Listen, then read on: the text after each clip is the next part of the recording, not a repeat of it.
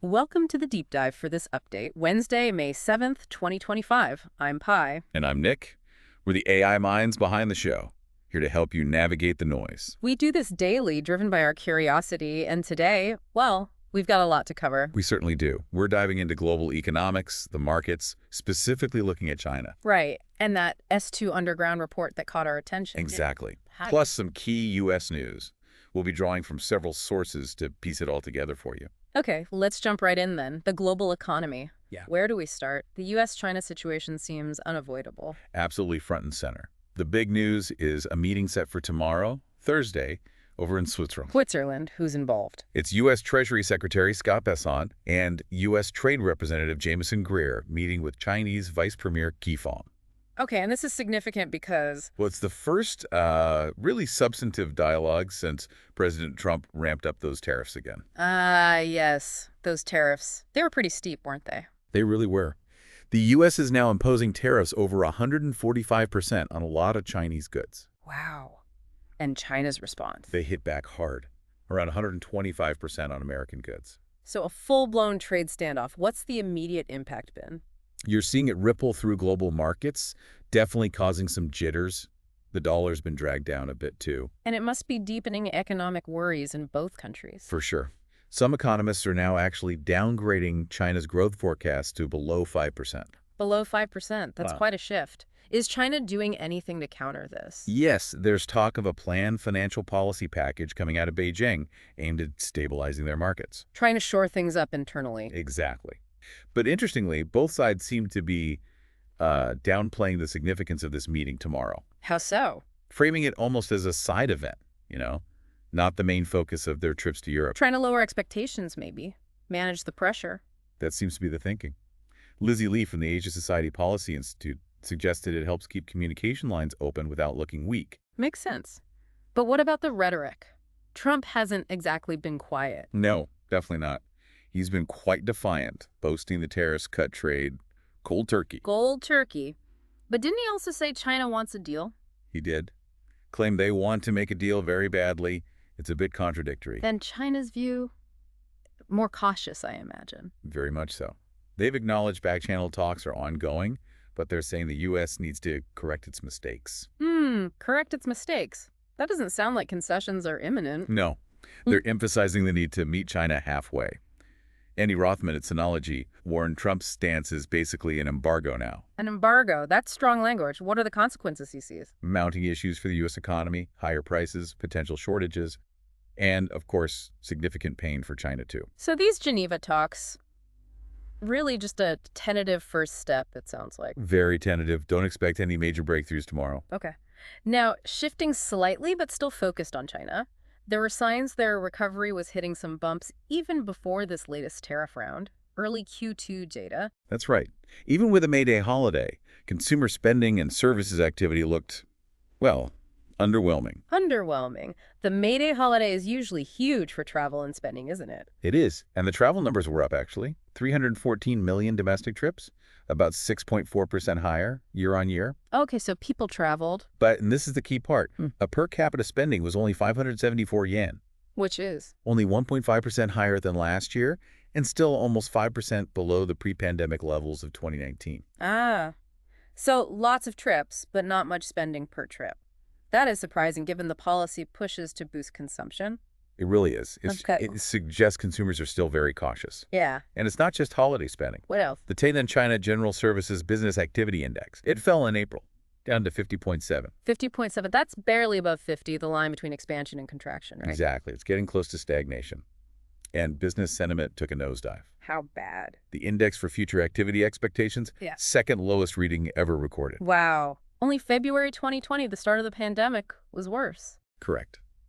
The report pins the blame squarely on the trade war uncertainty and slowing capital inflows. So confidence is really shaky, affecting high-tech sectors, too. Yep.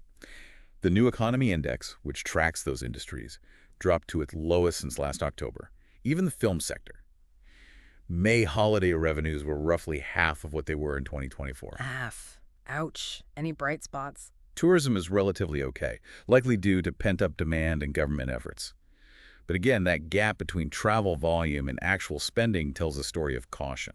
So, summing up China's internal picture, growing pressure on Beijing, stimulus needed, confidence is weak, trade war compounding things, and they've struggled with this for years. That's the crux of it. A tough situation, made tougher by the trade tension. Okay, let's pivot back to the U.S. side of this economic equation. There was a report from Sean Fu suggesting things are getting quite desperate. Yes, that's the framing. The argument is the U.S.-China trade war is hitting a critical point. Supply chains aren't fully shifted yet, so tariffs elsewhere just mean higher import costs. And it's affecting investment flows. That's the claim. That global investors are dumping U.S. assets, treasury bonds, stocks leading to a dollar crash. The report cited over 9%. Why would they dump assets? The fear is that even if you get positive returns on U.S. assets, a plunging dollar could wipe out those gains when converted back to other currencies. A currency risk issue. Got it. And Treasury Secretary Besant is trying to counter this. Apparently. The report describes a frantic financial pitch from him, urging global investors to buy U.S. assets, especially treasuries. It noted a perceived desperation in his tone. A frantic pitch. What was he saying? Things like the U.S. having a golden age economy, uprooting government waste, planting seeds of private investment, fertilizing the ground with fresh tax legislation. Sounds quite florid. The report wasn't buying it. Not really. It framed it almost like a comedy show, suggesting that having to remind the world about the dollar's reserve status in deep capital markets isn't a sign of strength, but maybe points to a debt problem. The underlying argument being that the trade war is actually hurting the U.S. badly. Yes, crippling the U.S. economy, maybe even pushing it halfway towards a recession. Halfway. That's a strong claim. Is there data backing that up? It mentioned former Treasury Secretary Yellen's warnings about a U.S. recession due to tariffs and the U.S. reliance on China for critical minerals. Okay. What about market performance? The report argued the myth of U.S. markets being exceptional is breaking down, describing pinball action and uncertainty. And GDP. It highlighted that Q1 GDP was reported as negative, -5% annualized, largely due to the import drag, even before China's reciprocal tariffs hit fully. So the situation could worsen in Q2. Potentially. The idea is Americans might have front-loaded purchases before the trade war escalated, which could mean weak consumer spending in Q2 and Q3. Is there any sign of that happening? Consumer confidence? Yes, the report cited consumer confidence regressing to its lowest level since the pandemic and expectations plunging to the lowest since 2011. Wow, 2011 levels. That suggests real consumer fear. Palpable fear, yes, which could lead to a collapse in company earnings. It mentioned McDonald's sales dropping the most since 2020 as one example. So the argument is Besant needs money flowing into U.S. markets. Because the U.S. economy is hyper-financialized and there's a fear of wealth depletion if markets fall. So what was his ultimate investment pitch then? Basically, U.S. markets are anti-fragile, always go up and to the right.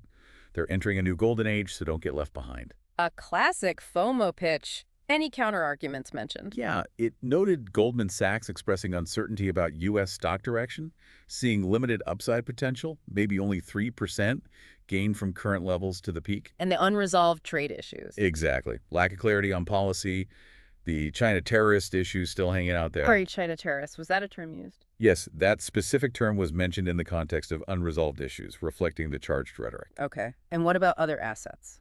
Gold. Gold was highlighted as going strong, called the ultimate barometer of the dollar collapse, with a significant price jump. The implication is big investors aren't buying Besant's pitch. Because money leaving the U.S. has to go somewhere, right? Especially with global inflation still a factor. Precisely. So the report concludes Besant's frantic pitch is driven by an economy heading towards recession. It also mentioned the administration's economic agenda, reprivatizing the economy. Right. Things like bringing down government spending, shedding excess government labor, financial deregulation focusing on smaller banks and tax cuts, aiming for a 15% corporate rate. But those plans, wouldn't they strain the deficit? That's the concern. It would require continued borrowing from global investors, looping back to Besant's pitch. And how's the trade balance looking? Not good. The U.S. goods trade gap widened significantly in March, up 9.6% to $162 billion, a record high. Meaning more money sent abroad for cheap goods before the tariffs really bit. Seems likely. And the Treasury is planning to borrow a lot this quarter, $514 billion from April to June, That's higher than forecasts. A deluge of U.S. bonds, as the report put it. Yes, and uncertainty whether buyers will step up the desired yields, especially since the Fed isn't likely lowering rates with this trade war inflation risk. So, rising national debt, refinancing risks. Bessent quoted Warren Buffett. He did. Never bet against America. But the report countered that even Buffett acknowledges dollar issues. And the ultimate risk with these 100% plus tariffs. That trade could just grind to a halt. Empty shelves, higher prices. It mentioned a specific container ship, the OCL Violet, facing an effective 73% tariff on its Chinese imports, as an example. So the U.S. economy is in a kind of limbo right now. A state of limbo, yeah. Waiting on the Switzerland talks, a stalled Japan trade deal. Everything seems to revolve around this trade war. Okay, that's a comprehensive look at the U.S. and global market side. Pi, let's switch back to China. You mentioned Stephen Van Meter's analysis earlier, the hiding a meltdown perspective. Can you elaborate on that? Yes, Van Meter's take is significantly more alarming. He argues that China is actively concealing a major economic crisis. Concealing how? His main piece of evidence is the report that Beijing has stopped publishing hundreds of different economic statistics. And hundreds. Why would they do that, according to him? He calls it a game of economic chicken in the trade war, publishing bad data, crashing exports, plunging sentiment, rising unemployment, which he claims are happening, would be admitting weakness. So hiding the numbers is a strategic move in the trade war. That's his interpretation. He contrasts it with what he calls the U.S. approach of using fake self-employed jobs in their data, implying different kinds of manipulation are at play. And does he see this data shutdown as confirming earlier suspicions? Absolutely. He says it validates previous reports about factory shutdowns and layoffs in China. He argues the trade war is amplifying underlying problems, and Beijing is desperate to hide the extent of it. Why desperate? What's the fear? Fear of a currency collapse, a financial system crash, if the true scale of the economic damage, especially shutdowns, becomes known. He mentioned a Wall Street Journal report on this data disappearance. He did, and he stresses the timing coinciding with the new U.S. tariffs kicking in and reports of collapsing trade volumes at U.S. ports. He thinks it means China's economy is on the verge of an all-out collapse. That's a very strong claim. Did he point to specific data they stopped publishing before? Yes, the example of youth unemployment data being halted after it hit that record 22% back in 2023. He sees a pattern. Okay. And what does he believe are the root causes of this supposed collapse? He points to excessive debt and, crucially, the crumbling real estate market. He argues the need to prop up property prices is paramount. Why paramount? Because so many bank loans are tied to developers. If property prices collapse, it could trigger mass defaults, essentially, he says, a margin call against the Chinese banking system. A systemic risk from real estate and consumer confidence. He says it's never been lower in China, directly linked to worries about the economy, personal finances, and the job market. He draws a parallel to the U.S. Michigan survey's link to unemployment. So his forecast is basically dire. Yes, a plunge headfirst into a massive recession or financial crisis. But China is planning to announce stabilization measures this Wednesday, right? How does he view that? He sees it as a reaction to the pressure both from the U.S. tariffs and the internal economic fears, an attempt to steady the ship and boost confidence. Because collapsing confidence kills spending. Exactly. If people are worried about jobs and money, they stop spending. That's the cycle they need to break. He also brought up the employment impact of the trade war specifically. Yes. Citing Goldman Sachs estimates that over 16 million Chinese workers might be exposed just from exports going to the U.S. 16 million, that's huge. It is. And he makes a critical point about China's social safety net, or lack thereof. Meaning? Unlike many Western countries, there aren't widespread traditional unemployment benefits. If you get laid off, your income often goes to zero. Which then feeds back into the economy. Yeah. Inability to pay mortgages, etc. Precisely. More defaults, more pressure on the financial system. He also noted the Cakes and Services PMI falling to 50.7, that near stagnation point we discussed earlier, validating the weakness seen in manufacturing. So the big question he poses, can they boost consumption fast enough? Right. Can domestic demand offset the lost export demand? His answer is a clear absolutely not. His prediction? Policymakers will do too little, too late, and unemployment will surge. A very bleak outlook from that perspective. Okay, let's shift gears completely now to the S2 Underground report. This involves India and Pakistan, a situation that developed rapidly. What's the latest summary? Yes, the report from late yesterday, May 6th, detailed significant military activity. India apparently conducted multiple missile strikes in eastern Pakistan. Missile strikes. How many? The report mentioned 9 strikes under something called Operation Sinandor. The locations were described as comparatively remote near the border. And Pakistan's reaction. They claimed to have shot down 5 Indian military aircraft, 2 fighters, 1 helicopter, but that's unconfirmed. Unconfirmed shootdowns. Did Pakistan retaliate? They announced a counterattack, claiming their aircraft hit around a dozen sites in Kashmir. Again, largely unconfirmed claims at this stage. There were also reports of artillery fire from locals in border areas. Sounds very chaotic, information-wise. Extremely.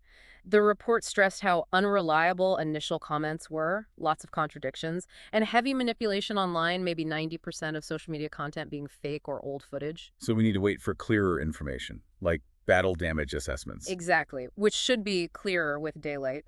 There's also speculation the shootdowns might have actually been drones, not piloted aircraft. Okay, what were the stated reasons for the strikes? India's justification. India claimed they only targeted terrorist camps, specifically not Pakistani military sites. This could be an attempt to limit escalation. But Pakistan disputes that. They do. Pakistan refuted it, saying military sites were hit, though it's unclear which ones. One possibility mentioned was an old outpost near Muzaffarabad Airport potentially being hit, which might explain both claims partially. Interesting. Does India's behavior suggest they want a wider war? The report suggests maybe not, because India immediately announced their plan after the strikes happened.